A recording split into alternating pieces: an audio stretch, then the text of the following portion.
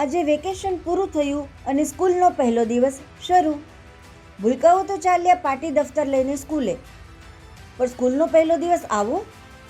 ગીર સોમનાથના પાડાપાદર ગામના બાળકોનો સ્કૂલનો પહેલો દિવસ જ બગડી ગયો. એનું કારણ એ હતું કે અહીં બાળકોને આપવામાં આવતા ભોજનમાં ઈયળ અને ધનેડા નીકળ્યા અને ગામના લોકોએ હંગામો કર્યો. જાણો શું છે મામલો. મને જાણ થતાં હું અહીંયા હાજરમાં આવ્યા. મારે હાજરમાં ઉગ્ર વાતાવરણ કરવામાં આવે એ મને જરાય પરવડતું નથી. જે લોકોની માગણી છે એ મુજબ હાલે એવી હું અપેક્ષા રાખું છું.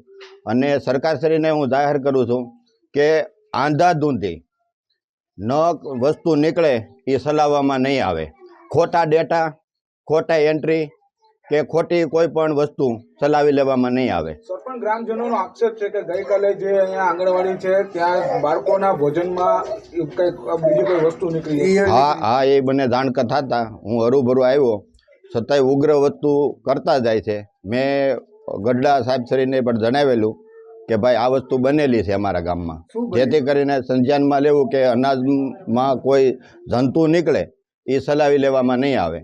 ધનેડા તો નહીં પણ ઈળું ને મટકા નીકળેલા હતા. અમે ભાગપેટી ઘરે આવીને જોયું, અમે ચાખ્યું હતું પણ એમાં જોયું ને ત્યાં તો એક ક્ષણા હળીગલા નીકળ્યા ને એમાં હળીગલા નીકળ્યા ને એમાં મટકા મરી ગયેલા અને ઈળું પણ દેખાય અમને.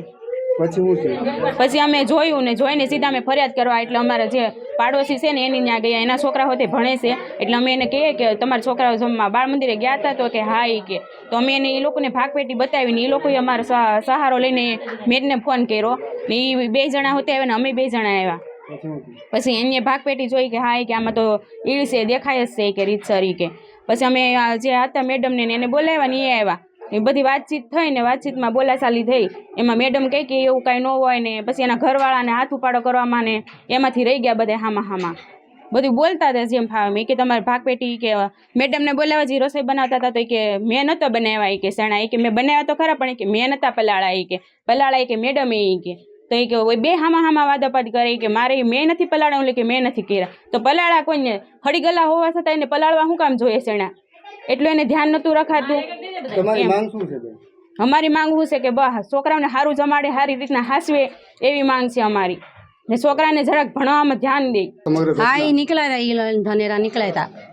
એ બેન અમારે ત્યાં લઈને આવ્યા હતા કે પેલા આ લોકોને બતાવું ને પછી એ લોકોને કહીએ. એ લોકો વયા ગયા. પછી અમે ફોટા પાડ્યા ને પછી આ લોકોને ફોન કરીને બોલાવ્યા. તો એ લોકો પછી બોલવા માંડ્યા કે તમારે તો થાય એ કરી લ્યો એમ કહેવા માંડ્યા. ને આ ભાઈ હાથ ઉપાડવા જેવું કરવા માંડ્યા હતા. તમારી માંગણી શું છે? અમારી માંગણી એ જ છે કે આ બેન ભણાવે તાર પણ સારું ખવડાવે, બધું વ્યવસ્થિત કાંઈ રાખે, બધું સ્વસ્થ રાખે એવી અમારી માંગણી છે.